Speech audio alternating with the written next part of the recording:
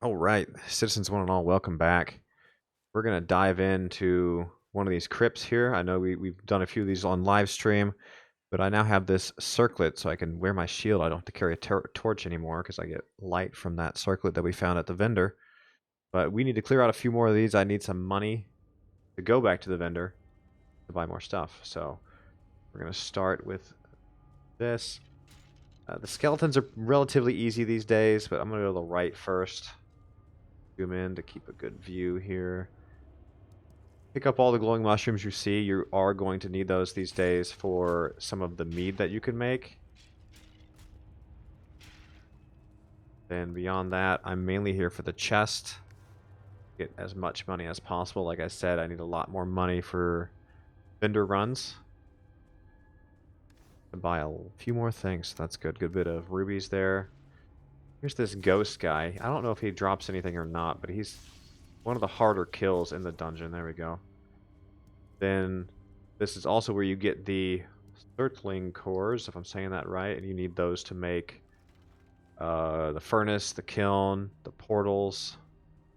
So you can kind of never have enough of those.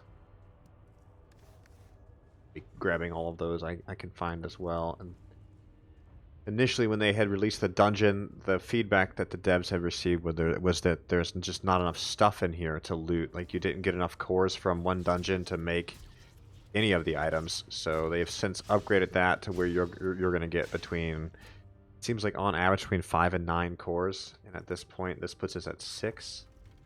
So you might even wind up finding more than that. But most people seem to want to build more than one of each thing. So the more cores you can find, the better. Yeah, that puts us at 6. The only downside to these is they do weigh 5 pounds apiece, so you're going to cap out weight pretty quickly. It's typically one dungeon, then you have to run back to your base and stash everything. It looks like we've cleared this side entirely. That was one of 3 doors, so let's close that. We've been there. Back in here, sometimes it's just a dead end. There's a core right there. That's nice. Another ghost.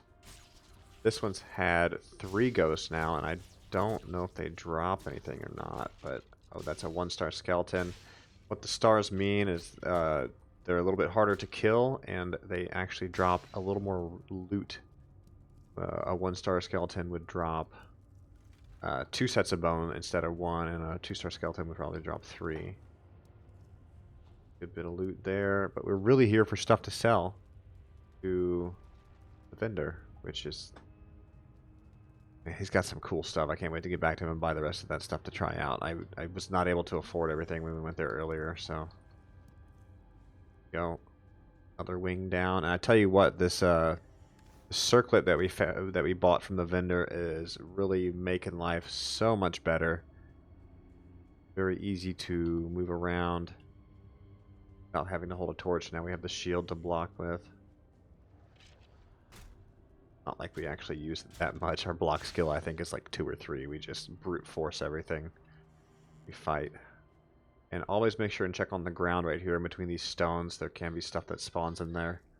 Normally rubies and or gold is what I've seen. Nothing today. That looks like we've cleared out the dungeon. They're always going to have 3 wings like this. There are 1 or 2 other variants, and then there's also a troll cave dungeon. I just fought one of those recently, and it was pretty tough. But that is the dungeon in a nutshell. So we wound up with 9 cores, 3 pearls, 6 amber, and 2 rubies, as well as 55 gold and a bunch of bones, and I think it was plus 10 arrows. But thanks for joining us. Make sure to like, subscribe. Let me know if you have any questions in the comments, and enjoy Valheim.